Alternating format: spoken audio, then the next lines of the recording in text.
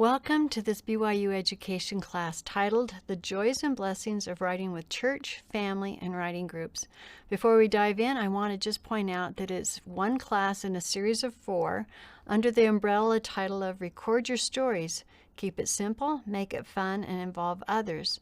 The first class listed there talks about how to get through barriers and how to really make it simple and ways in which you can record your life other than just a big, long chronological biography.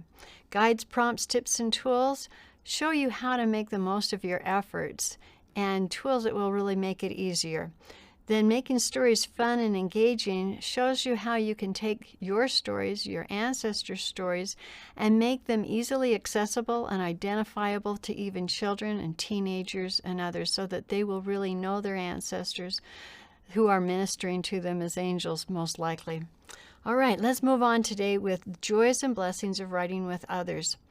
We'll start with just that, the joys and blessings. For over 10 years now, I've been helping people write their stories. And I have been amazed at the blessings that come from it. Here I'll just highlight some of them. One is you feel the presence of the Holy Ghost as people share their stories with them. What they're really doing is sharing their lives. You feel a deep connection to them. You can't help but do that. You know them sometimes in ways that their own family doesn't know them.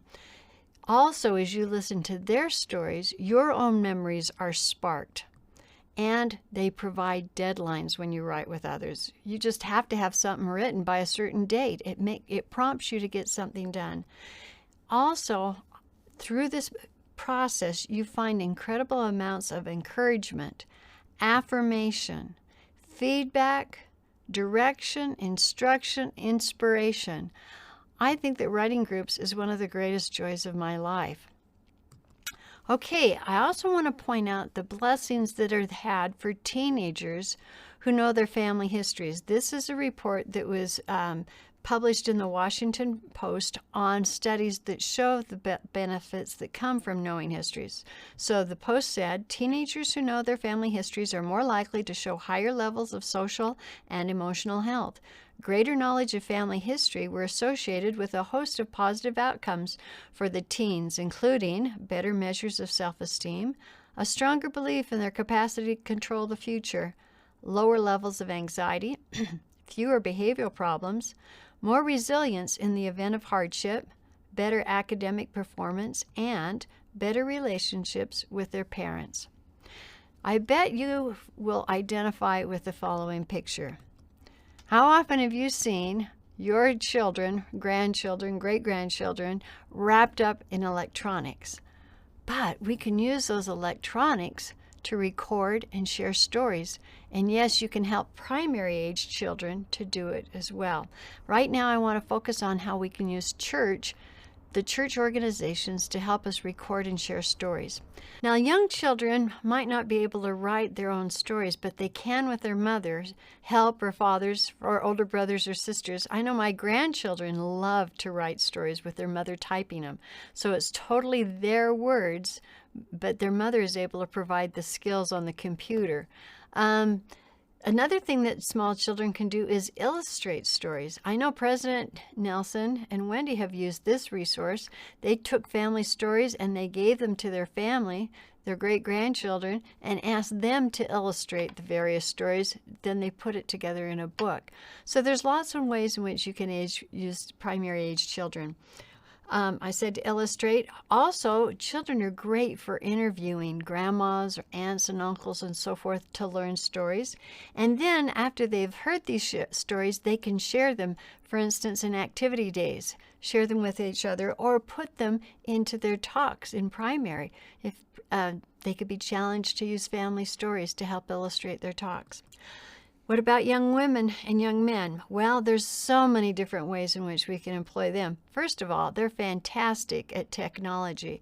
We can use them as our tech resources, have them help us know how to set things up, record things, transcribe things, edit things, make them published online. So many ways in which we can use their help and have them involved, and in being involved, they will know the stories and identify with it well. They're also fantastic interviewers, not just for their own family, but for other people in your ward. For instance, you could have a young man or a young woman activity where they're paired with older people in your ward, and they could interview them about their life. What makes this fantastic is when you go about recording your own story, if you're telling it to a stranger, and especially a young stranger, a couple of things automatically happen. One, you edit your thoughts because you don't want to bore this person. So you quickly are able to cut out a lot of clutter, and you're able to get right to the kernel of the story. The other thing is you want it to be meaningful. You'll automatically have a moral of the story or a purpose or a goal just by looking into their eyes. So when teenagers interview older people, it makes for a fantastic way of getting your story recorded. The other thing they can do is create family blogs where they can share stories with one another, ancestor stories with each other, or their own stories that they're writing. They can also be very careful in writing stories in emails and recording them and making sure those are kept and preserved for later on. So they're getting their stories written that way. Camp is another place where we want to think about sharing personal stories or recording personal stories at camp so that we have, it's a fantastic resource when people are away from the distractions of the world and they're prompted by the Spirit especially, and they can remember some of their spiritual experiences and get those written down.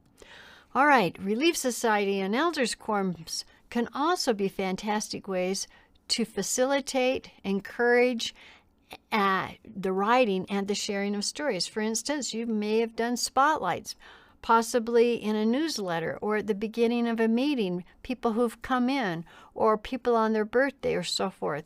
That's one way of sharing stories. Newsletter is another one where you can actually have someone write up an introduction to themselves or a brief history of themselves and share it that way. I know in some classes, they'd have storytelling. I don't know that this is still conducive right now, but I know in Relief Society for the weekly night meeting, you could easily do this. Our ward has done it where every month we have somebody different sharing their life story. For a time we did that, and it's a great resource. We even had somebody go and interview them and help them know how to compile and put that together so that they would have it for their families. Another idea is just simply creating timelines in a Relief Society or Elders Quorum setting. Our Relief Society one time got rolls of paper and just rolled them out on the cultural hall floor and cut them. They were Christmas wrappings, with the grid marks on the back of it. So they cut that in long strips, and everybody got down and started recording a timeline of their life and then talking and laughing and sharing part of their life with each other as they were kind of creating an outline for their stories. Another thing you can do is have writing classes. Our family history consultant in our ward suggested that they have a Sunday school class on writing family stories, and they asked me to do that, and I was able to teach several classes on that. You can easily do that yourself as well. From that writing class that I taught sprung up a writing group, and that has been going on for quite a while, and I'll tell you a little bit about that in a minute. This picture I love. I think it's a painting. I just crack up as I envision these two sisters talking to each other about some part of family history, maybe even arguing a little bit about how they remember it and it not being the same. And that house in the background just seemed like it's a storybook house. All of our homes are storybook homes. There's so many stories in those homes where we grew up in. So it's a great prompt for thinking about writing stories with other members of your family. Now, you will definitely have different perspectives as you try to record those stories, and that's a blessing. You could write about a shared experience. Two of you or more writing about the same thing from different point of views. It will be fantastic reading to be able to read those back to back. Another thing you could do is you could collaborate in writing about a person and maybe their story, or compiling a timeline, maybe of your family's history, or just lending support to one another as you write your individual stories. Another thing you can do is have a monthly newsletter. Now, I have cousins, and within their nucleus family, they have been writing a monthly newsletter for more than 20 years. And my cousin decided just recently he wanted to write his family history. Well, what his sister did was went back and printed all of those newsletters for the last 20 years. It was over 200 pages. And John right there had his family story that he hadn't even realized he'd already recorded. But it was kind of more in a format that I would call your large plates. And he wanted to then abbreviate it and highlight certain things and maybe include things that he hadn't. So it was a great outline and a beginning for his story. So that's another way in which you can write as a family. Now, I want to move on and talk about setting up writing groups. I said, one of the greatest joys of my life. I've had 2 writing groups so far. The first one met for about a year and a half. It sprang from our reviewing a memoir in a book club that I'm in and saying, hey, I think we should be writing our own memoirs. And several people agreed. And so we started a group. There was about 4 of us. And we lasted a year and a half. We took a break for summer vacation, and we just never quite got back together again after one of the members moved away. So I got a lot done in that year and a half, but then it went on its way. Then again, when I was asked to give that Sunday school lesson on writing your personal stories, we sent around a sign-up sheet at the end of it, at the last class, and said, please sign up if you would be interested in joining a writing group that would help you have time and energy and support for writing your stories. Well, a number of people signed up on that one, and it grew to where we have 10, and we've been meeting for more than 10 years. And these have become some of my most cherished friends and most cherished time. In the beginning, it was a little awkward, a little vulnerable, but over time, we've come to know and trust one another so wonderfully that it's a time when I travel, and I travel a lot with my husband as part of our BYU assignments, I try to tune in wherever I am in the world, and I'll explain how we do that. The first group that I mentioned met bi-weekly or every month or so, and we also did some books to help us. We had these 2 books that we passed around. We had 1 copy of both. Memoirs of the Soul, a writing guide by Nan Merrick, and then Breathe Life into Your Life Story, how to write a story people will want to read. And what we did is we took turns taking the books home, reading through, finding what really resonated with us.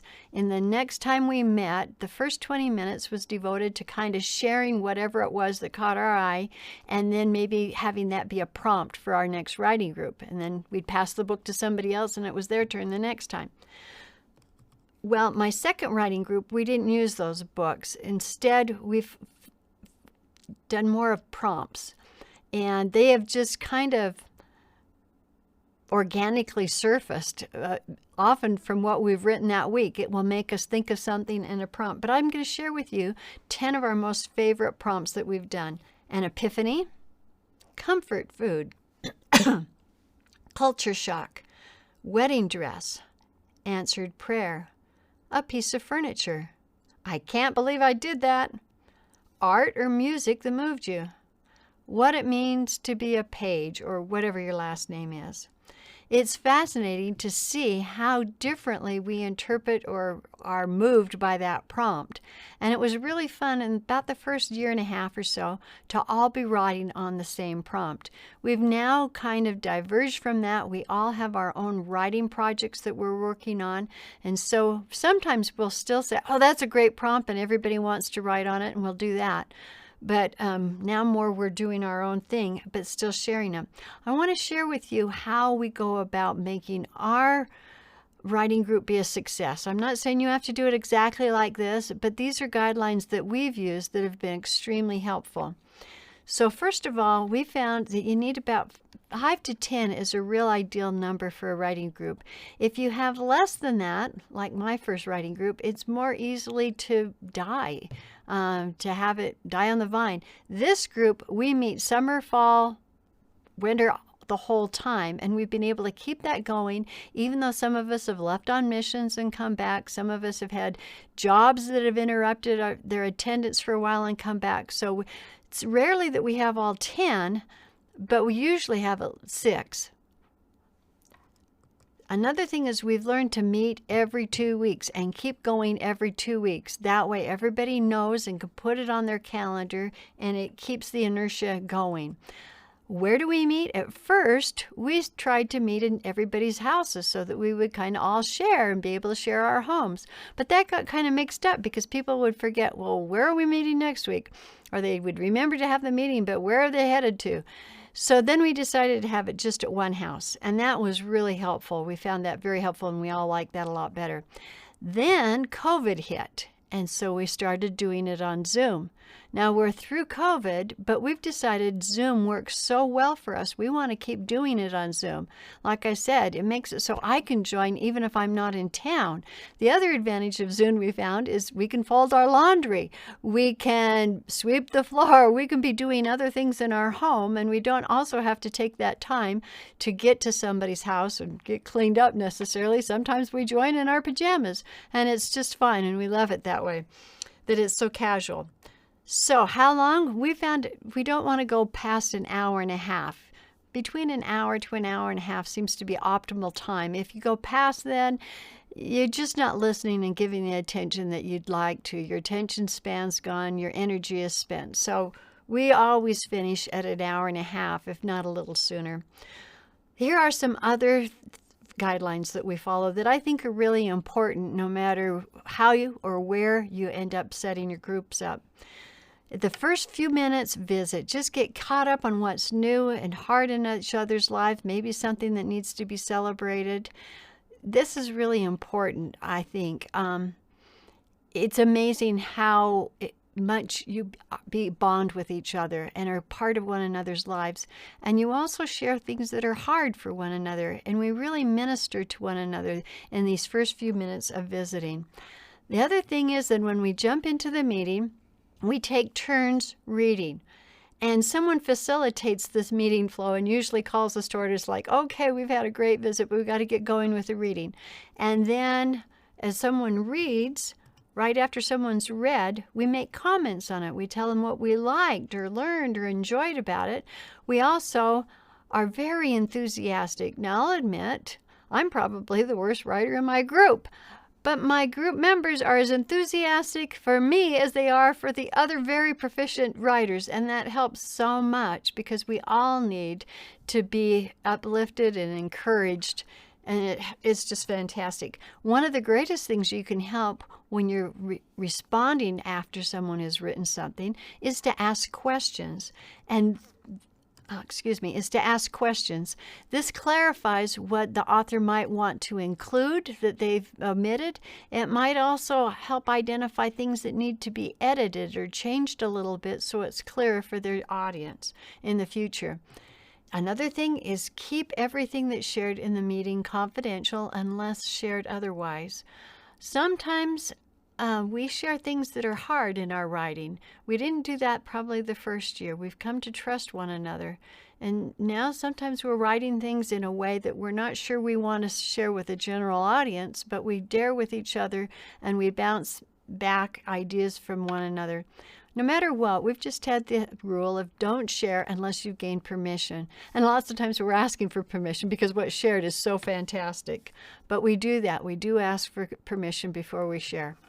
Okay, another thing is when there's not enough time for everyone to share, to read something that day, then you have the people who didn't have time to go first the next meeting. So you keep it flowing that way. Another thing is we make it not mandatory to have something written in order to attend.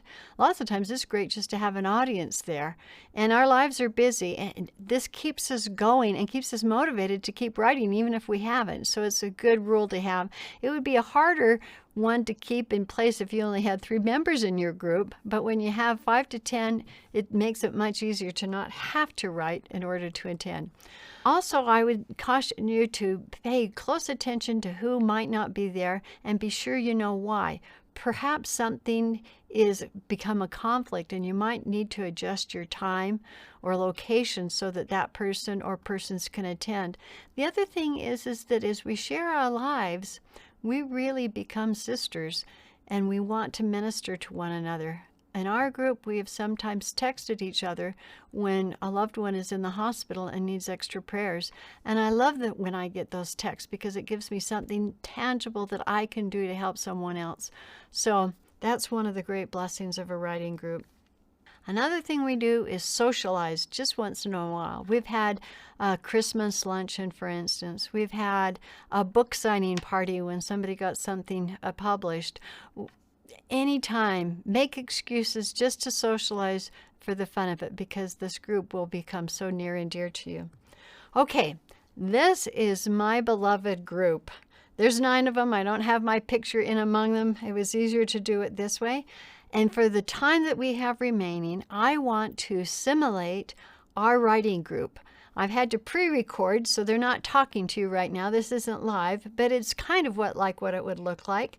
And so I'm going to be the facilitator of this meeting, and we've already had our catch-up time in visiting. And while we were visiting, Carrie happened to mention how excited she is about what she finally sat down and got written. So Carrie, why don't you be first? And you share what you've got written for us today. Kurt and I were together in the delivery room. The doctor and nurse had left us alone with our baby. Kurt was dancing around the room with Ben in his arms, exclaiming about how much he looked like Nate. I was full of apprehension. I had noticed something when I looked at my beautiful baby.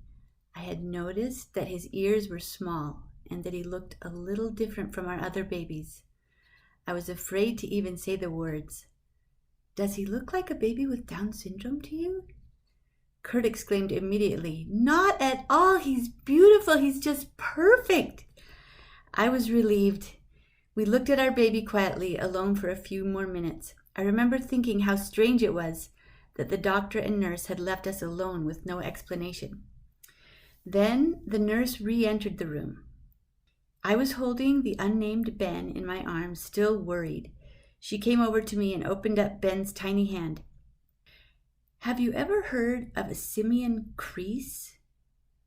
She showed me how across Ben's palm was a solid line. Then she showed me her own palm that had 2 creases, one starting on the left and one starting on the right, and neither of the creases extended all the way to the other side. I looked at my own hands that were like hers.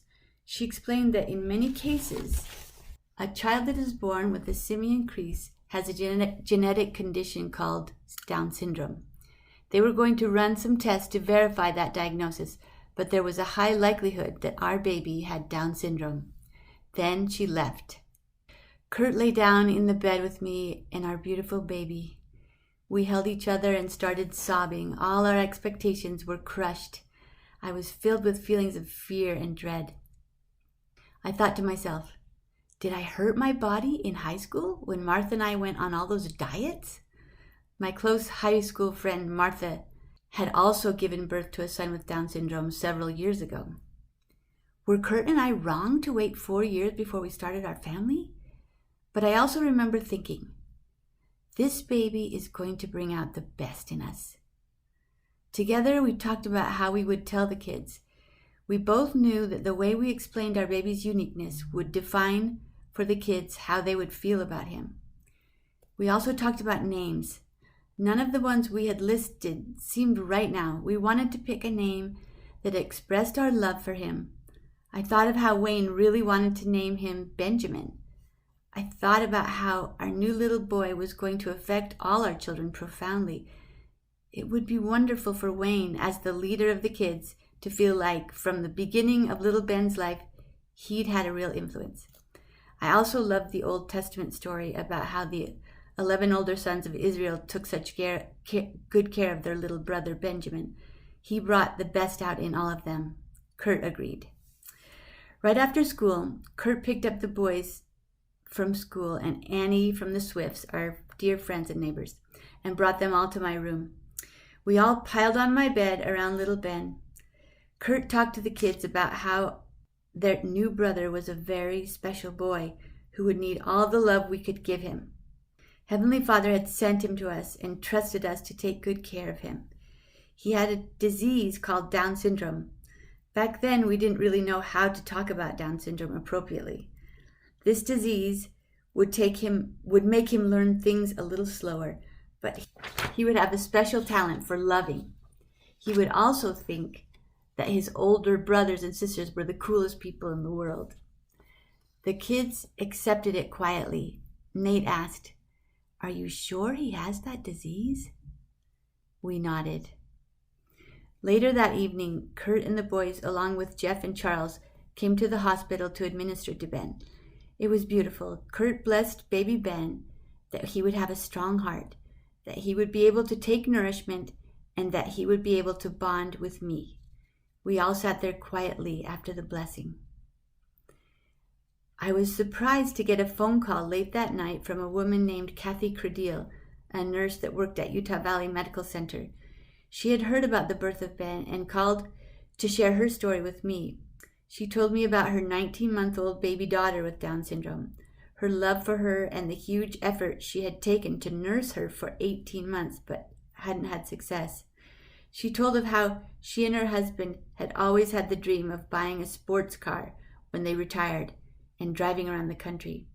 She said that they'd rethought their dream and changed it to buying a 3-seater sports car and driving around the country.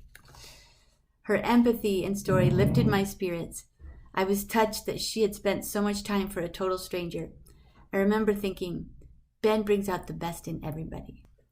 Denise Swift's sister, Ramona, who had a son with Down syndrome, also called and shared her experience and said that she had given up trying to nurse her baby after 2.5 months. That night, I again attempted to breastfeed Ben, not expecting much. And all of a sudden, he latched on just as hard and coordinated as any of my other 3. And he nursed every 3 hours after that. He was Wonder Baby. The nurse that night who bathed him said that he was as strong as any baby. The next morning, Dr. Freestone examined Ben and listened to his heart. He said that Ben's heartbeat sounded strong and that his muscle tone was surprisingly high. I learned that 50% of babies with Down syndrome were born with a hole in their heart, and many required open heart surgery. The fact that Ben's heart was strong and there was only an innocent whisper seemed like a miracle. I felt like Kurt's blessing was already being realized. Though I felt like I had just experienced an extreme medical experience, and I wasn't sure how to take care of my new baby with special needs, and I was filled with questions, Ben's actual delivery was quite unremarkable, and so Ben and I left the hospital the very next day. The nurse wheeled me out of the hospital, juggling all the flowers, to meet Kurt, standing on the curb with Wayne, Nate, and Annie. They were all standing outside our new gold Toyota Previa, which we had named the Golden Egg. I teared up seeing another big spray of flowers as Kurt opened the door for me. I remember thinking shallowly as we drove out of the hospital parking lot, I want to make sure Ben rides around in style and wears nice clothes. After installing all the baby stuff in the nursery and laying baby Ben in his crib, I retreated to my bedroom to lie down, again filled with worry and apprehension, wondering if I would ever feel happy-go-lucky, breezy, just normal again. After a few minutes, I heard giggling coming from Ben's bedroom. 4-year-old Annie and 6-year-old Nate and 8-year-old Wayne yelled to me and Kurt to come see baby Ben. We entered the room and saw the crib completely filled with stuffed animals. At first I couldn't see baby Ben, but after searching in the crib for a few seconds, we could see his little face peering up at us through a sea of stuffed animal heads, just like E.T.'s head peering out of the closet full of stuffed animals. Annie and Nate burst out laughing, and so did Kurt and I. We all laughed hard. It felt so good, and it felt like an immediate answer to my fearful question, would I ever feel breezy and happy and normal again? Yes. Wasn't that fantastic? We were all so excited when Carrie shared this in writing group. I should mention that this is an edited version. She cleaned it up quite a bit before she would record it for me. But just all these ideas that she shared. I don't have a special needs child, but I could identify with it in so many ways. We immediately encouraged her to keep writing. We want this to be published as a book. And I'll show you the child she was writing about. This is our amazing Ben in our ward. He is fantastic. So We're hoping that Carrie will soon get this written and published. And I should mention also on publishing that it's quite easy for you to publish whatever it is you've written on Amazon now. You don't have to necessarily get a publisher to do it for you, publishing house. Matter of fact, many well-published authors are now choosing to self-publish themselves for a number of reasons that you can read about online. But it's really quite easy, and I guess if I were to teach you how to do that, it would be another class. But now we're going to keep going with our writing group, and next we're going to ask, let's see, looking around here, Claralyn, how about you share with something with us right now? Okay, this is called The Turkey, and it's my first draft that I did really fast for you, so I'd have something to read, and maybe I will rewrite it someday. Okay, here we go. One day, Mary and I were cleaning in Mama's and Daddy's kitchen, getting rid of old food. My parents' health had been deteriorating. For many months, they had mostly eaten Meals on Wheels or food my sisters brought over. For a long time, they had not been able to navigate the stairs in the basement where the food storage was. Eventually, we ended up dumping hundreds of quarts of fruit lovingly bottled years earlier by Mama, along with the rest of her food storage. Mary was sure the food in the freezer upstairs had been there for years too. We decided to tackle it. We went to work defrosting the freezer, pulling out frozen foods, and guessing how long they had been there. Mary knew a few of the frozen dinners at the front were relatively new. Mama would never have bought them when she was in charge of food. She was too frugal to buy ready-made food. When we got to the back of the freezer, though, we uncovered a huge turkey Mama had surely bought, thinking she would serve it up for the family. But Mama didn't serve meals for the family anymore. Mary thought it had been there too long and figured we should just throw it out. Mary lived in Salt Lake, not far from Mama, and we lived down in Provo. Mary was in and out of Mama's house much more than I was, and she would have known better how old the turkey was. But I was Mama's daughter. I was not willing to waste something without giving it a try at recovery. Besides, it had been in the freezer, hadn't it? Didn't freezers keep things good for a long time? I offered to take the turkey home, defrost it, and decide if it needed to be thrown out. If it was good, maybe I could roast it up and share it with my sisters. Mama surely had planned for it to be shared. Mary was not convinced, but she didn't object to my trying. We finished the defrosting and I took the turkey home. It didn't fit in my freezer, so we immediately began thawing it out to be roasted. Before long, the kitchen began to smell. The turkey was indeed rotten. I had never seen any food that was so obviously, completely rotten. Even without thawing completely, it was letting off fumes that began to fill the house. It was a total loss. I asked one of the teenage boys to take it out to the garbage can in the garage. Clearly, we wouldn't throw it away inside the house. Later, the boys went out to play basketball in the driveway. The balls were stored in the garage. The boys came running back in. "Mom," they cried, "the garage smells terrible. We can hardly even go out there."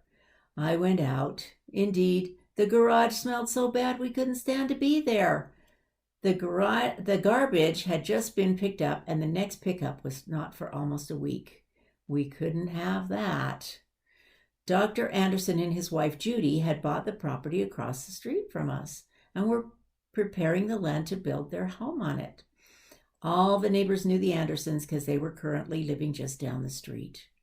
Workers were on and off the property getting it ready for construction, but so far, no edifice was in the making. It was just still an empty piece of property. I had an idea. "Boys," I said, "what would it take for you to carry the turkey carcass over and bury it in the empty lot across the street? You could give it a nice burial." All was up for a challenge and ready to get rid of the disgusting odor in the garage. The boys agreed. They played basketball till dark, and then across the street they capered, carrying a shovel and the carcass they had retrieved from the garbage can. Relieved, I went back to my work and thought nothing more of it for a while. Entering the property, the boys immediately became nervous about trespassing. They decided not to go too far into the property. They chose a place close to the street and began digging. The boys soon realized they didn't like being there on the empty lot in the dark, and they especially disliked the horrible stench of the burial bird. They were teenagers. They had other things to do that night. As they dug in the dark, those other things became more and more pressing. The ground on the Anderson property turned out to be more compact than they had anticipated. They dug a shallow grave and situated the carcass in it. They threw a few shovels of dirt over it and fled back across the street to the warmth and comfort and pleasant smell of home. Over the next few days, I began to realize something was amiss. The neighbors out walking stopped and said to me, "Wonder what the Andersons are doing over there across the street. Something smells like a dead body." Clear across the street, I began to smell it too. When no one was looking, we inspected. The dogs had sniffed out the bird and dug it up.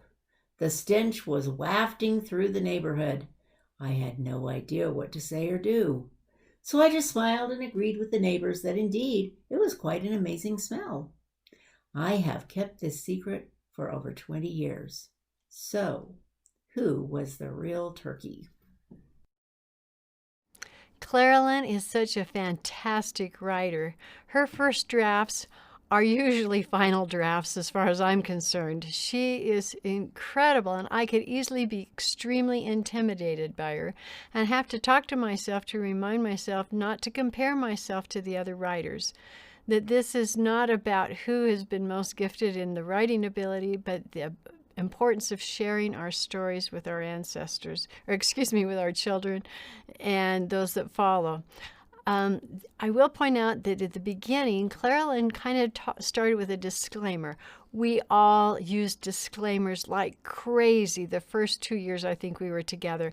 We would say, well, this isn't very good, or I know this needs more work, or I only had time to do this much. It's like we didn't feel comfortable jumping into what we'd written without somehow couching it in a way of, I know this isn't really good yet, because we felt so vulnerable in sharing our writing. I want to point out that that is the way it is, and you can expect that, and you can expect to feel that way, but you need to just move forward anyway with incredible amounts of encouragement for each other, because that's where the blessings lie. Now we're going to move on to someone else. Let's see, who else has something written? And Jane is going to say, I have 2 things. I don't know which to read. And we'll say, well, maybe there's time for you to read them both. Let's start with, how about you do your toes story? This is something that Jane wrote in response to the prompt, An Epiphany. Oh, and I should go back really quickly before we proceed and tell you about what Claralyn just read. That story was in answer to the prompt, I can't believe I did that. That's a fantastic prompt, and it's a good way to start if you're starting a writing group, to start with that prompt, at least in the first couple of meetings, because you'll get some great stories. So this one here now, though, is An Epiphany. The epiphany, or that aha moment. Towards the end of 1994, our family spent quite a bit of time in the Bahamas at the Atlantis Resort.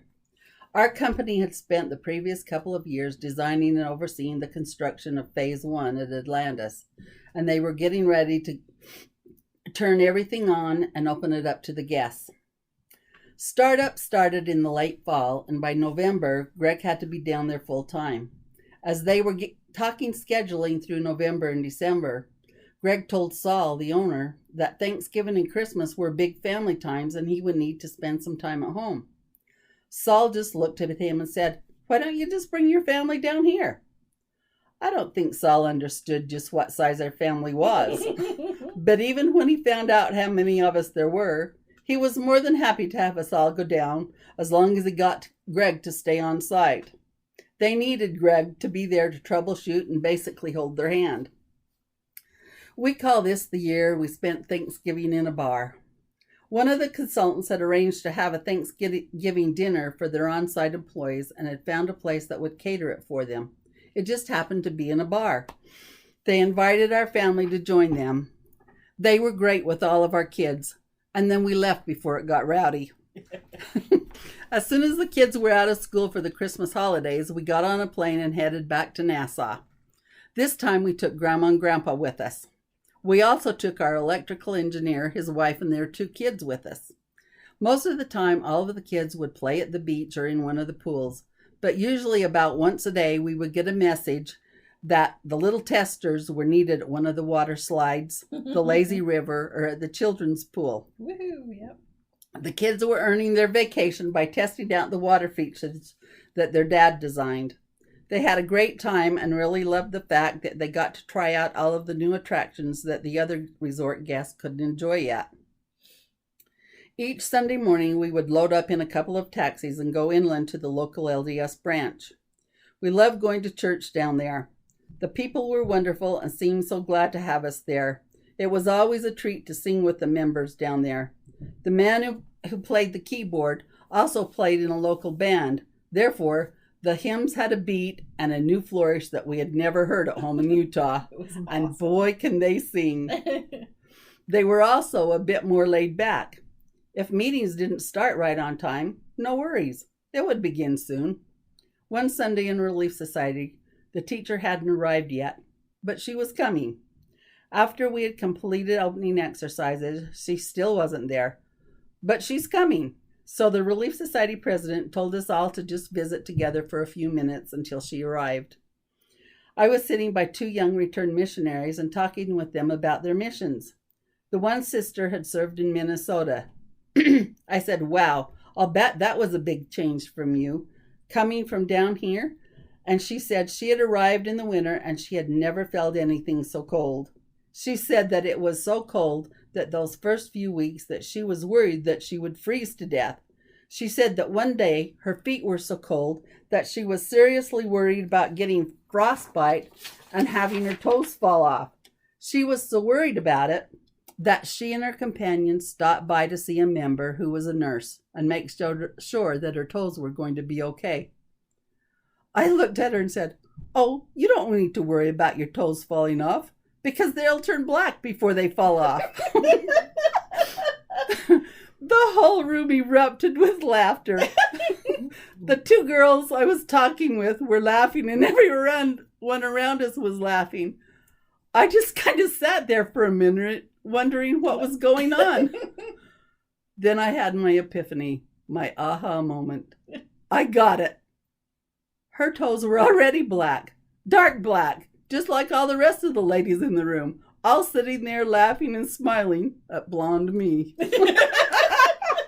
That was delightful. I was there too. I was in the room. That was wonderful. Well, the girls next door in Young Women, they heard the big... They heard the big thing and wanted to know what's going on. Yeah, they heard when I got it too, because then I started to laugh. Oh, man. The laughter that you could hear in the background was Jane's daughter, who was there when I did the taping of it. It was so fun to have her present and go over that story as well. Isn't it interesting how on just one simple prompt on like Epiphany, you get a sense of who the person is? You already know so much about Jane without ever having met her, about her personality, her values, how she sees the world. You don't have to record your entire life in order to have something to pass on to posterity.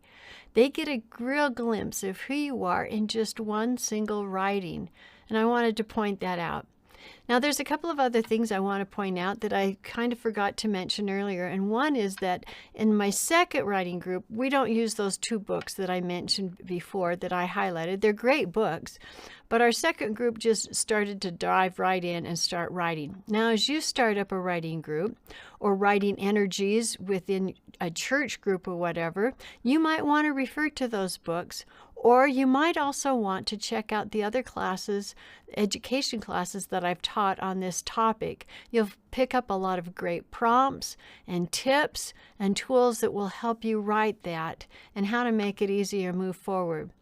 No matter anything else, I hope you remember this, and that is your life is important and your story is worth recording. I wish you the best in your efforts.